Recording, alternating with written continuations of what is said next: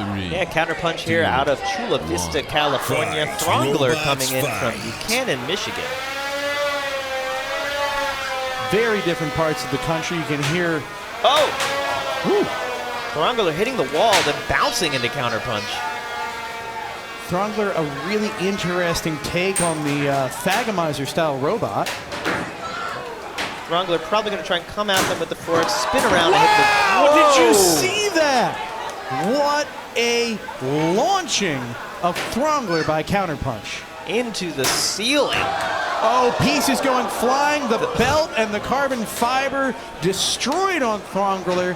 That weapon is down for the match. The Throngler doesn't seem to be throngling anymore, but Counterpunch is still punching its way with 2 minutes and 15 seconds left in this fight. Yeah, it's an interesting position. That's a big wedge on the front of Counterpunch. They don't usually run that. That's I think, primarily an addition for the Throngler and Throngler-esque robots. Yeah, generally these Throngler-esque robots are going to come at you with the forks and then try and thwack around, spin around, and hit you with the spinner in the side of your robot. We didn't see that strategy too much from the Throngler, and with the weapon down, they're not going to be able to do it. But because they are designed for that, they're going to have a good ground game in the front. Although Counterpunch's wedgelets here are working really well. They really, really are. We've seen some really interesting face-offs, some pins, some pushing matches. But right now, with a weapon working on Counterpunch and a weapon working on not working on Throngler, that's how these pushing matches end up. Now, the interesting thing about Counterpunch's wedgelets here, they look to be made out of maybe a TPU, almost with like a negative degree of draft on them, so they're pressing into the ground in their default position, which actually, I don't know if I've seen that, and it's really interesting, working really well here. Yeah, we've seen it with kind of finger-style forks, but rarely with these more traditional pointed triangle style. Hard-mounted, large, triangle, like flexible forks. Could be a development of a new meta here if this works really well the rest of the night. Oh, a big piece pulled off of the side. Yeah, that is a wheel off the side of Throngler.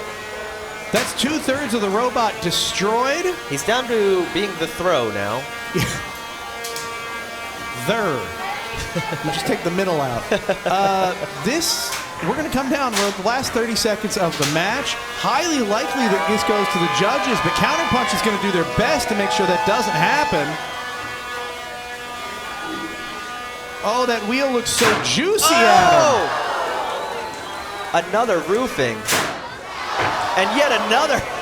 Big pieces coming off of Throngler in the final seconds of this match. Counterpunch holding no punches, and Throngler able to make it to the bell through that beating. Incredible. That is a very, very impressive match from Counterpunch. They drove very well.